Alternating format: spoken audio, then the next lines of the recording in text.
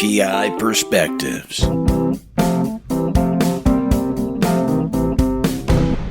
And welcome to this episode of PI Perspectives. Before we jump into the show, I wanted to welcome Nikki McKinnon-Marler from Delve Point back because we've got some new searches that we want to talk about. And we're going to do like a quick little segment and understand what's going on at Delve Point. So Nikki, how you doing? I'm doing great. Thanks for having me back on the show. Okay, you're on the clock. Go. Tell me about these new things. Yeah, I'll go quick. So we have 3 new searches that we just launched. Standard person search, standard relative search, and standard reverse phone search.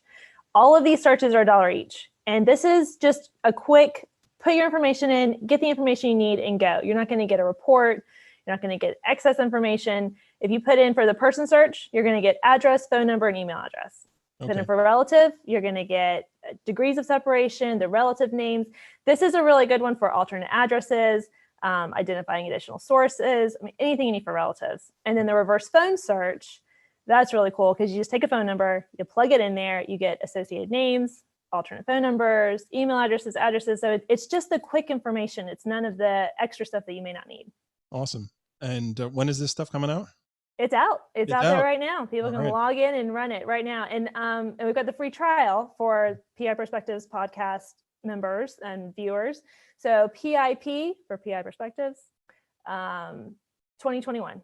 Okay. So PIP. And DelvePoint.com. Right. PIP 2021 at DelvePoint.com. I love that you guys are always doing new things and always pushing the envelope to make it an easier, easier way for the users to get what they need without with staying in their budget, I guess is good. Right. Yeah. We try to do a lot of different options. So we have some things that are $20. We have some things that are like $1. We keep it, make sure that you can get the information you need with the budget that you have and meet your needs. We got some new stuff coming out in the next couple months too. So. All right. Well, you just have to come back on again and tell me about it. Anytime.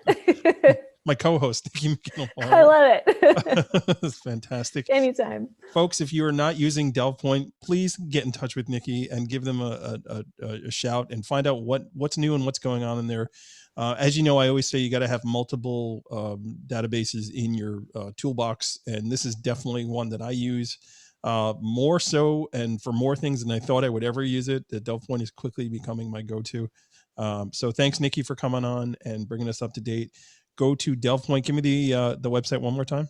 DelvePoint.com, DelvePoint.com. Promo code is PIP 2021. And if you want to call us, you can do 866-945-1667. Awesome. So there we go.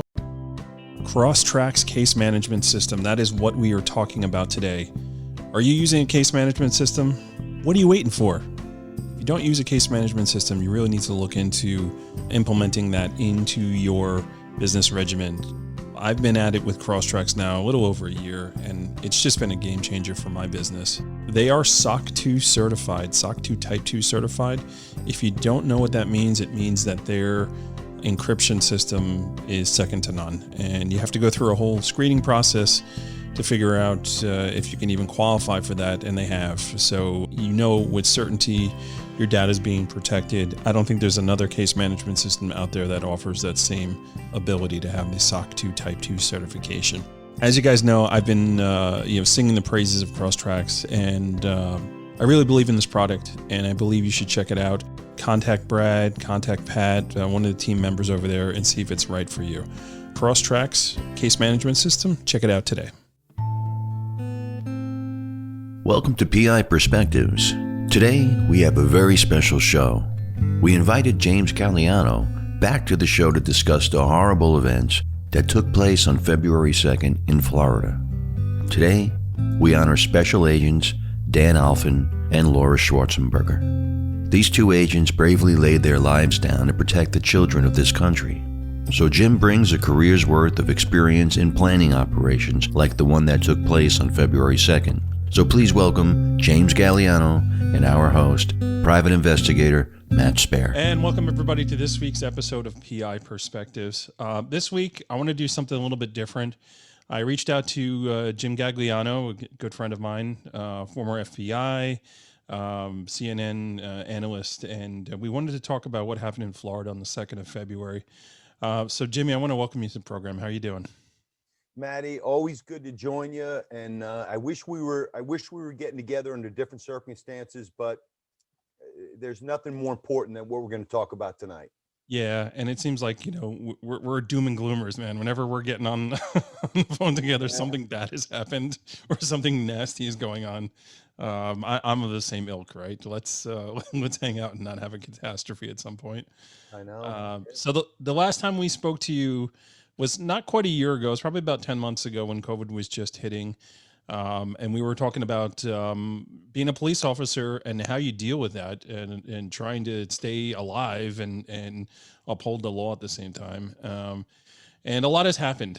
A lot of really crazy stuff has happened. What has been your focus for the past 10 months before we dive into Florida? Wow. I think from a law enforcement and a security perspective, we look at what we call the threat matrix, right? We look at things and say, what should we be anticipating to get out in front of whatever the next threat is going to be? We don't want to be in a reactive posture. We want to be proactive. And Matt, you and I talked before about, everything from some of the mass shootings that were taking place back in 2017 and 2018 and 2019 to some of the bombings and terror attacks. We talked about the use of drones and how law enforcement was dealing with that. We talked about 3D printers and how that was going to shape the gun industry or the illegal gun industry, all things we got to focus on. But I think you hit it right when you said the last 10 months, a big focus has been on how do we keep the country safe during a pandemic, the likes of which we haven't seen in 100 years. And then you add on to that the violent extremism that's going on both ends of the political spectrum. We obviously saw an example of it on January 6th with the Capitol riots, with right-wing extremism. We saw 8 months of it in regards to social justice warrior or left-wing extremism. So yeah, those are the kind of things that we're focused on right now in the security and the law enforcement industry. Right. We got our hands full. Definitely. I mean, you're one of the first people I thought about when January 6th was going down. I'm like, wow, man, and Jim must be quite busy at this point in time. It's insane. And I think one of the big debates right now that's going on in Congress is what do we do about domestic extremism, right? 9/11 happens and we put in place the Patriot Act, and that allows us to listen in on any phone call and collect metadata, any type of digital exhaust from anybody, even a US citizen that has a conversation with somebody who is a known terrorist or who has provided material support or financed terrorism. Right. This is different.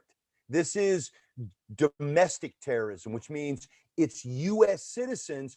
And what's happening is, Maddie, it's running up against the Fourth Amendment, which says, that we have, protections against unlawful search and seizures, meaning you have to have probable cause to listen to our phone calls, to go into our chat rooms, to do any of the kind of intelligence harvesting that we need to interdict left of boom as opposed to right of boom. And man, this is going to be a conversation, Matt, that I feel is going to go on for the next decade. Yeah, I think what's interesting is that there's no middle ground. Yeah. People feel very strongly on both ends. And, there's no bipartisanship. There's no any of that stuff, man. It just doesn't exist. Yeah. And they feel very, very strongly about it. And, listen, the word extreme is a problem. Yeah. When there's extremism, there's a problem, right? Look, brother, we just had the Super Bowl, right? And as I always say, the vast majority of us, we exist between the 20-yard lines. It's the people on either end from 20 yards into the end zone on either end. Those really are the problems and the folks that we have to be concerned about. And yeah, you're right. It's something that we're going to be dealing with for a while right now. And hopefully we can get people, at least on the legislative side, to work together to find some kind of bipartisan solution here. And you know what? There's no panacea. It's not like you can wave a magic wand and say we can do away with it, because we exist in a country where we cherish our civil liberties. And if you want to make Jimmy Gagliano in charge of martial law, Matt, I promise you, I will keep everybody safe. But nobody wants that. We want to find that delicate balance, the way the pendulum swings. We want to make sure that we keep people safe, but at the same time, we respect civil liberties. And man, finding that sweet spot, Matt, that's the tough thing. Yeah, it's almost impossible because you can't please everybody all the time. You know, someone's always going to be offended by something. And, you know, it's one of the things that makes this country great, but it's also one of the things that leads to a lot of problems. So, 100%. yeah, I don't think Yeah. we'll ever escape from it. So Mm. before we delve into the topic here, let's lay the foundation a little bit of your background. You know, you've been on the show before, but we've got a bunch of new listeners since the last time you were on. So tell me a little bit about your background and how you got to where you're at. So I am the product of immigrants. On my father's side, my family were Sicilians. They came to the United States in 1905. And as your listeners know, Ellis Island in New York, where immigrants came in between 1892 and 1943, that's where all the Italian and the Sicilian and the Irish and immigrants showed up at that time.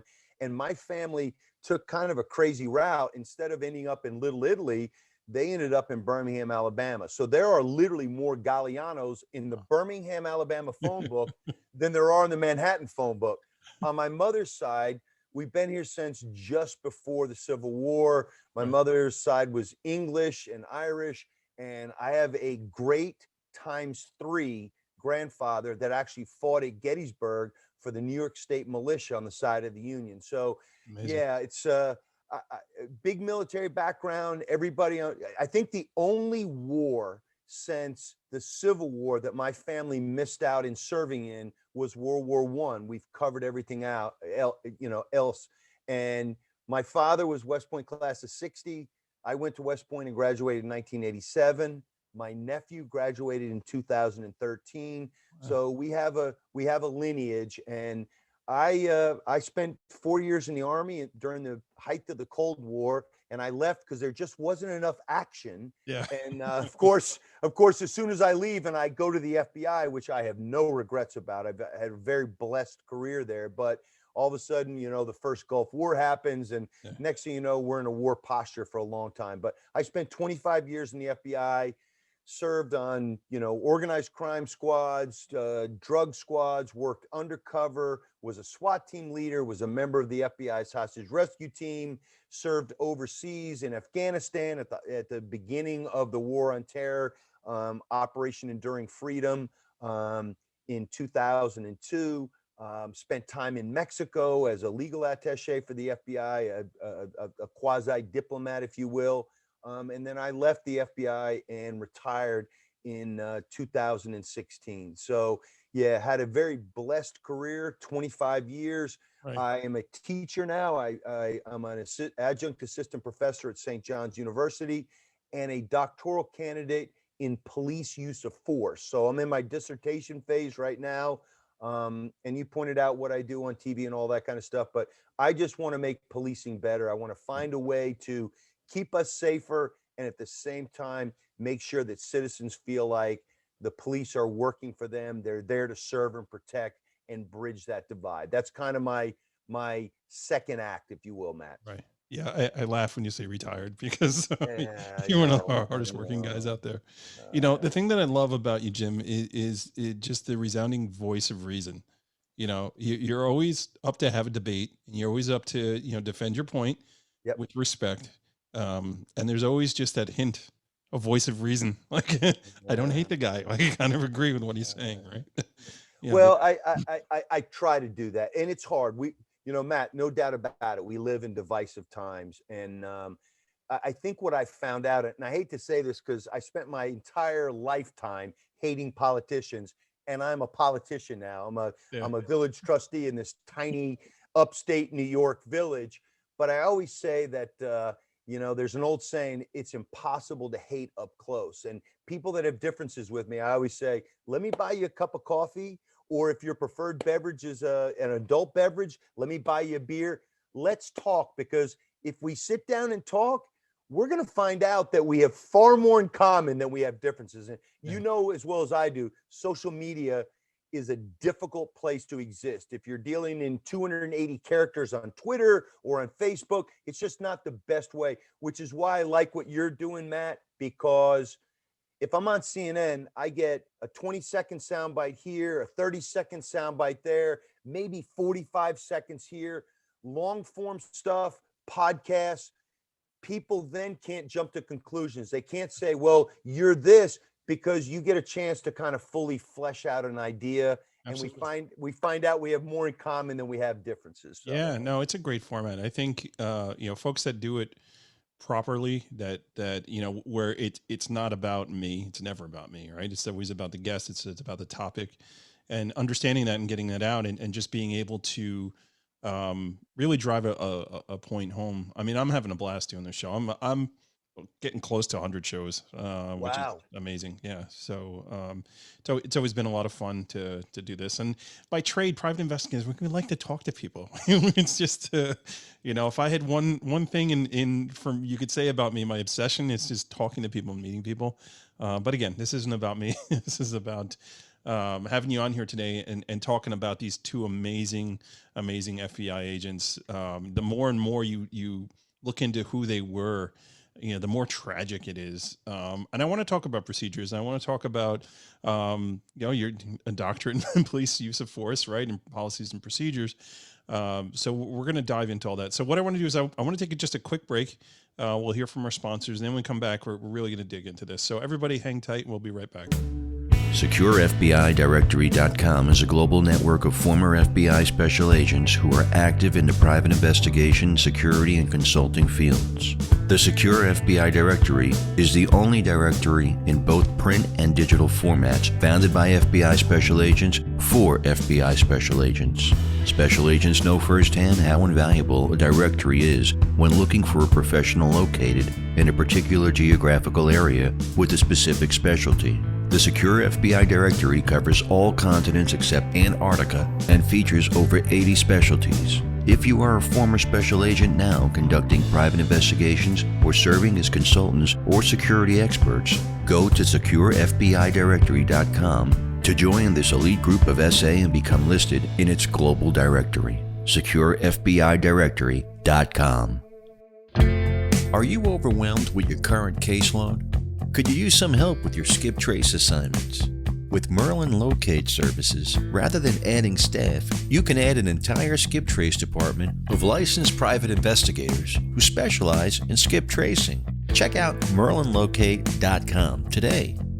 When you work with Merlin Locate Services, you bring on a valuable experience and trusted extension to your team. PI Perspectives. Today I want to talk to you about the Investigator's Toolbox. Many of the folks who listen to this program actually have already signed up and have joined this online community for investigators and the investigative community. It's a place to go for networking. It's a place to go for continuing education, watching webinars, doing your continuing education credit. It's a place also to read up on the latest trends in the industry, stay on top of all the news articles. It's actually supported by some really, really great businesses that support our industry. They're offering discounts and benefits actually for your membership. And then the OSINT catalog. We've got a huge OSINT catalog that you can make your own private library. You essentially pick and choose what you want to be in your library, however you do your research. Check it out today. It's www.investigators-toolbox.com. Listeners of the show, if you use the code PIP201836, you'll save an extra 20%. Investigators-toolbox.com. Go check it out today. Check out the PI Institute of Education at piinstitute.com. Since 1989, Kelly Riddle has been teaching on subjects such as surveillance, nursing home investigations, insurance fraud, domestic investigations, hidden assets, and accident scene investigations. The PI Institute of Education is a featured learning partner in the investigatorstoolbox.com. So check out the free content on the site, then visit the Institute for more great savings on additional classes. Congrats to show guest Chris Salgado. Chris dons the latest cover of PI Magazine and highlights Cyberpol. The issue is available today. And welcome back to PI Perspectives. This is Matt Spaier, your host. I'm here with Jimmy Gagliano, apparently from Alabama. So, Roll Tide or no? Well, most of my family are Auburn fans, but yes, I got a couple of outliers that are Crimson Tide fans. So yeah. There you go. We're talking today about Dan Alfin, and we're talking about Laura Schwartzenberger, two FBI agents who tragically lost their life on the 2nd of February down in Florida. So why don't you give me your take on it, Jimmy? So first of all, the FBI, Matt, it's like law enforcement. It's like the security industry. Everything is 6 degrees of separation. So if you don't know somebody personally, you know somebody who knows somebody who knows them. So I didn't know either one of these, young folks personally. And I say young folks. I'm 56 and retired. I think Laura was 43. She's I think, 43, and Dan yeah, was 36. Yeah. Dan was 36. Laura had 2 young kids. Dan had a young son. Yep.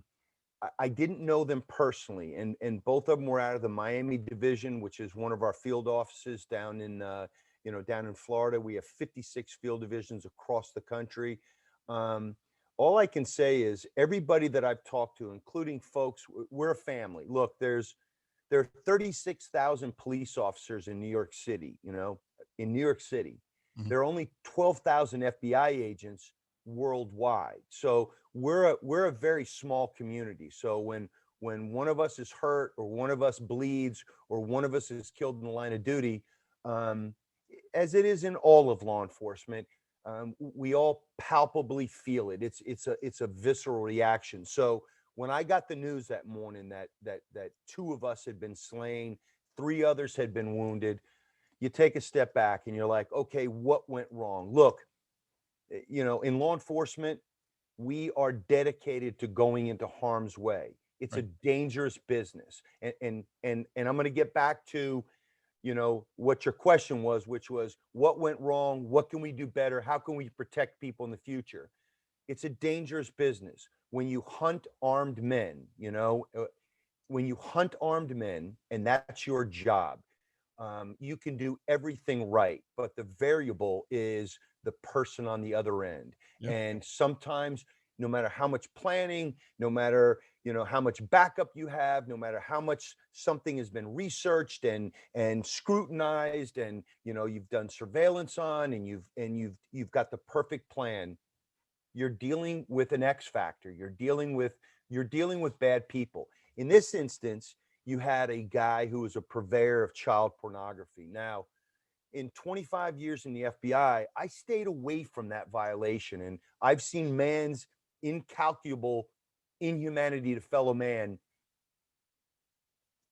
at crazy levels. Sure. But I could never deal with crimes against children and that violation. The people that do that are a special breed. It's just the sickness, man. Just illness. It is. No other word. Yeah. Right. And I get that and I understand that. But you always look at that and you're like, well, that's like a white collar criminal. Okay, it's some guy that likes kiddie porn. It's somebody who was an accountant to Al Capone who moved a couple of decimal places and stole some money. As I've always said, those are the most dangerous arrests. The ones where you're going in to get a committed criminal, a drug lord, a mafia boss, somebody who goes, I'm a bad guy, come and get me. You know who I am. I know you're coming to get me. Let's do our dance. Right. But these are different. And I always say, because the vast majority of people that are purveyors of child pornography are leading a double life. So they are paragons of the community. They're pillars in the community. They're captains of industry. They're in charge of the PTA. They're the people that you would least think of that are doing that. So when they're busted, when they get charged with that crime, with that violation, their world collapses around them and they do crazy things. It's the X factor again. And that's why people that go, well, you don't need a SWAT team for that arrest. It's just somebody that was sharing pictures of, vile pictures of naked children. But they're the ones that you really have to worry about the most. And Matt, this was a perfect example of that. I don't know about the tactics. Right. I did not see the op plan. I can't second guess it because I haven't, even as a former tactical commander, but I understand. And I understand how these type of arrests where we're conditioned to go, yeah, the guy's going to put his hands up and you're going to take him into custody easily. And it's not a violent violation, but this is the kind of stuff that can happen. Yeah, I mean, I guess you got to be prepared for anything. And I have a good friend of mine who's works for the Yonkers, New York Police Department, and he's on the warrant squad. And you just every time he gets called in or he goes to work, like I pray for him, man. I pray for him all the time because you just never know. To me, in my opinion, in law enforcement, that's one of the most dangerous jobs because of that factor that we're just talking about. You just don't know until it's going down, and desperation will cause somebody to do something that they probably didn't think they were going to do that day. I'm sure that gentleman didn't wake up that morning thinking he was going to, injure 5 people. Especially when they're leading a double life, where they're pretending to be something they're not. They're not the drug dealer on the corner that goes, okay, you caught me. I'm out here hustling crack. This is different. These are people that live in the suburbs. These are oftentimes, I don't want to paint in a too broad a brush. They're people of means. They're people of influence. They're people that they're living this double life. So they're dangerous because when their world crashes down around them, they go, I got nothing to live for. I'm not. And here's the other problem, Matt. There is a hierarchy. There's a caste system in our prisons. Right. The lowest of the low are the rapists and the people that hurt children. So a lot of times these people have to be put in a special housing unit. They have to be put in isolation. They have to be put in solitary confinement. And a lot of these folks understand that. They're not going to go to the prison yard and hang out with everybody else and play wiffle ball and play basketball and, do time and then get out. They're going to be put into a special administrative segregated unit. And if they are ever put into general population, those are the people that get killed. They get beaten up because the prisoners, that, like I said, there is an order. There is, I don't want to call it honor among thieves, but there is a view that these are the lowest of the low. All that calculus, all those calculations have to go into it when you're going to make an arrest, like Daniel Alfin and Lawrence Schwartzenberger did last week. Yeah. So how much do you think that the current environment was an impact into maybe the way this person was thinking? COVID, being locked down for a year, and the political situation that's here, the right to bear arms, and the right wing people that are extremist here. Have you heard any whisperings of maybe this person having that background? And we're not going to say name because I don't want to give this guy any kind of shout out or anything like that. But have you heard anything like that, or that's a tie-in at all, or no? No, and I agree with you. And I know the name of the guy as you do, and I certainly didn't mention his name because again, there's no need to glorify him. See, I thought you were going in the other direction. Did I think that there was possibly consideration given not to send too much of a presence on an arrest like this? I don't know that. Is 9 months of, ever since George Floyd was killed in Minneapolis on Memorial Day in last year, has the riots and the anti-police rhetoric and the demonization of law enforcement, has that played in? And I'm not gonna pretend to know that was any part of the calculus here, because people are worried right now in law enforcement is too much of a present, something that triggers the citizenry right now. Yeah. Yes. Concern. So, and I'm not going to suggest that I know that, and that's what factored in here, because I've seen arrests of people like this person that Alfin and Schwartzenberger and the rest of the crew there in Sunrise went to arrest. I've seen small teams go to do this, but it's certainly a consideration because militarization of police brutality. Look what happened with the Roger Stone arrest a couple of years ago. The FBI sent everything, the kit and caboodle, sent the entire stuff out there. And I got it because I understood what the stakes were, and yet people were critical of the FBI for sending a tactical team and helicopters and all that stuff. So It's do I Waco all know over that? again. Yeah. You know. Do I think that factored in, Matt? I don't, but I mean, it's certainly something we should be thinking about and considering going forward. Yeah. So with your background, Jimmy, and you know, I guess the fact that you've sat in on these plannings and been a part of you know, these operations, walk me through how that works, right? Walk me through how they first get some information about somebody potentially doing something, leading up to knocking that door down. What is the procedure and how all that happens? So you want to get a little bit wonky here, right? So I'm gonna. All right. So this is going to be wonkiness. So as a tactical commander, let's suggest that I'm the senior team leader of the New York SWAT team in the FBI's New York office. There's 1,200 FBI agents in New York City.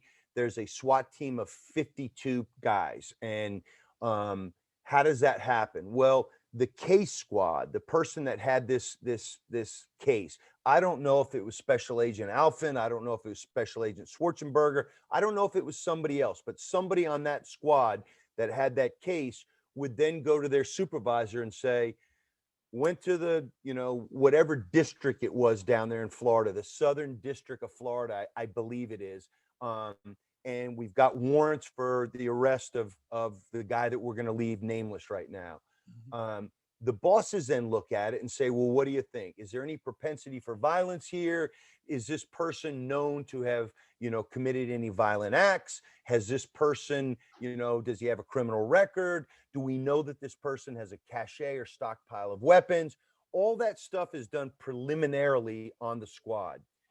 Once a determination is made that, yes, this rises to the level of a tactical resolution arrest, then somebody from the squad would go to the SWAT team and say, we've got an arrest that we want you to be a part of. Now, in this instance, it doesn't appear that there was a SWAT team used for this.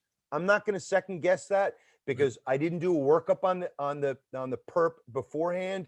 And, people that don't have criminal records, as you know, Maddie, can snap and do crazy things and do violent things. So you can do all the planning and preparation and due diligence, and something can go wrong. Now, that'll all be fleshed out when they go back and they do a review of this entire deal. But if there was any idea or inclination that something bad or something sideways could have happened here, they would have gone to the Miami SWAT team. The Miami SWAT team is a capable, good SWAT team, and they would have had them make the arrest. They didn't feel like it rose to that level. And, you got a guy who used a doorbell camera to track them coming in, who had a long weapon, and who just decided, as I said at the top here, I got nothing left to live for. I'm going out in a blaze of glory. And that's what happened. Right. Right. Yeah, I'm sure there'll be a whole investigation, and they'll get to the bottom of this. And who knows, maybe procedures will change. Yep. You almost feel like they have to, just the way the culture is these days, and things are just spiraling the way they're spiraling. I would say, rather be safer than sorry would probably be the way we're going to go here. And it's really unfortunate these people had to pay the sacrifice there. And it is, man, like doing that type of work, working in a crimes against children. I don't know how you do it, man. I'm a father of 4. I could never do it. Couldn't do it. I couldn't either. Everybody thinks I'm a tough guy. And I'm like, my wife worked some of that when she worked for the county in Orange County where I live in New York.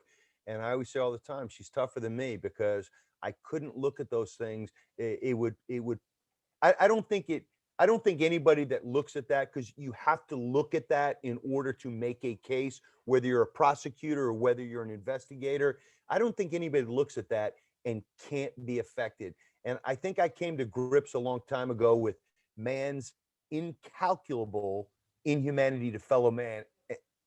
And I've made peace with that. I understand that that's just the way of the world. When things happen to children,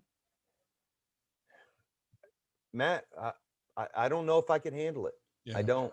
Yeah, it's rough. Even when I do my investigative work on personal injury claims with children, like drownings, burning, stuff like that, man, it is the hardest work ever. And I've seen some gruesome stuff, you know, Yeah. but when it comes to the children stuff, forget it, man. I'm like, It, yeah, it changes you, yeah, and it's just definitely does.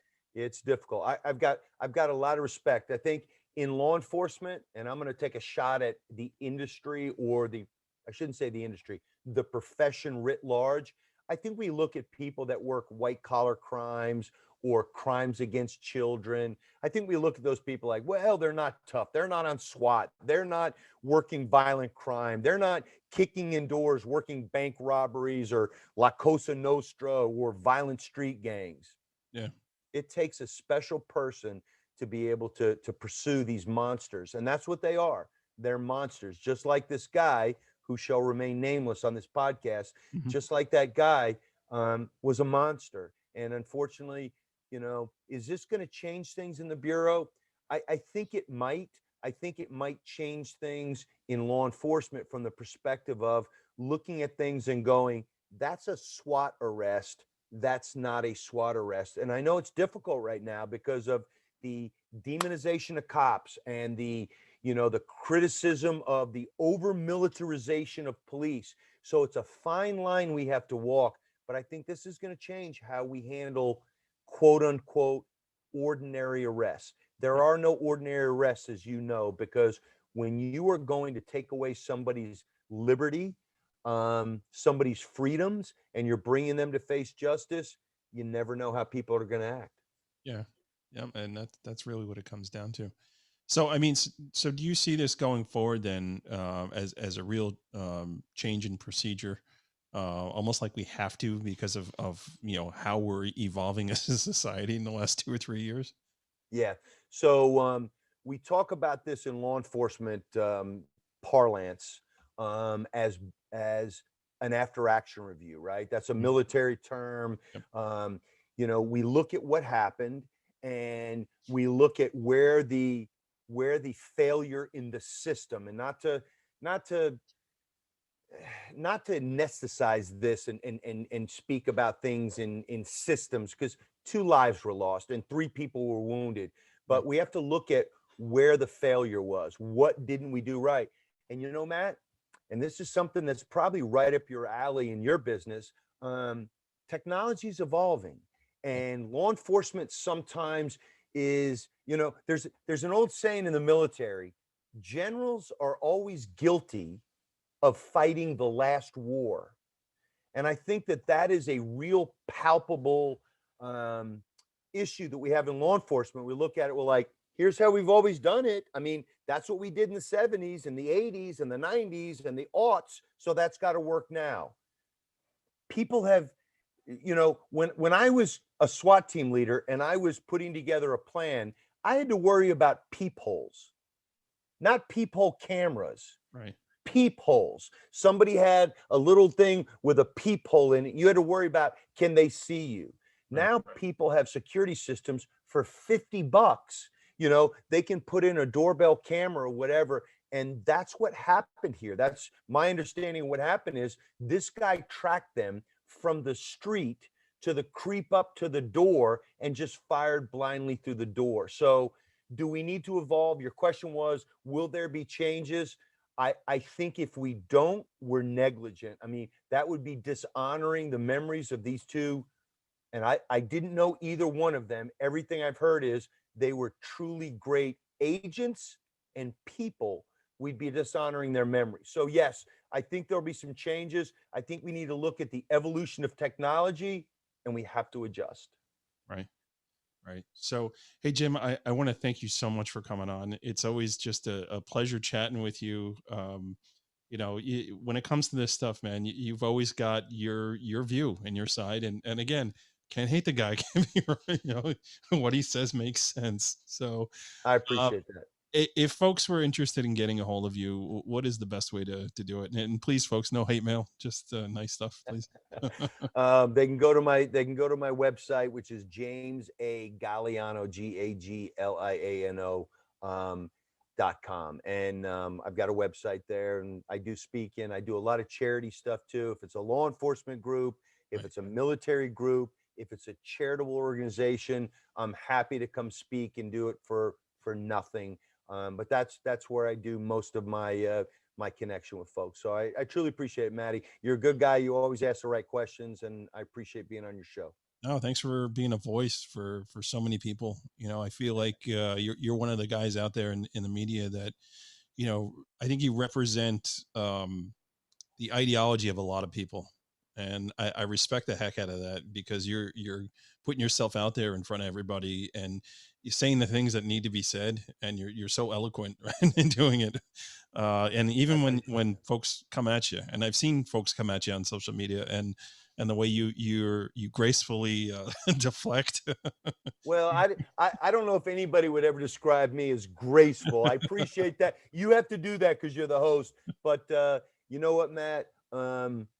I understood when I first got into this business, this public sphere, that if you're going to be willing to stick your neck out and make pronouncements and give your opinions, you've got to be able to deal with what comes. And there's a lot of people that'll send kind words your way, and there's a lot of people who send the other stuff. And if your skin is so thin that you can't deal with that, you're in the wrong business. So I try to take it all in perspective. The nice stuff people say about me and the bad stuff they say, I try to keep it all in perspective. Right. Yeah, you got to keep us balanced, right? You do. Yeah. All right, Jimmy, thank you so much. And thank you everybody for tuning in. And I hope you enjoyed the episode, and we'll catch you guys next week on the next episode. Thank you to Special Agents Alfin and Schwartzenberger for making the ultimate sacrifice. These are the true heroes in our country. Thanks to Jim for coming back on and talking about this tough subject. We also want to thank Crosstracks, Merlin Locate Services, Delft Point, SecureFBIDirectory.com, and the PI Institute for Education for sponsoring the show. Now, have you checked out investigatorstoolbox.com yet? Remember, it only takes 49 cents a day to unlock the future of investigations. So make an investment in your business and yourself today. Save yourself $20 when you use code PIP201836. And if you have a question or comment about the show, email Matt at matthews@satellitepi.com. You can also find him on LinkedIn, Instagram, and Facebook. We want your feedback to bring you the best shows possible. We'll be back next Monday with a new show. So make sure you tune in, and please stay safe out there.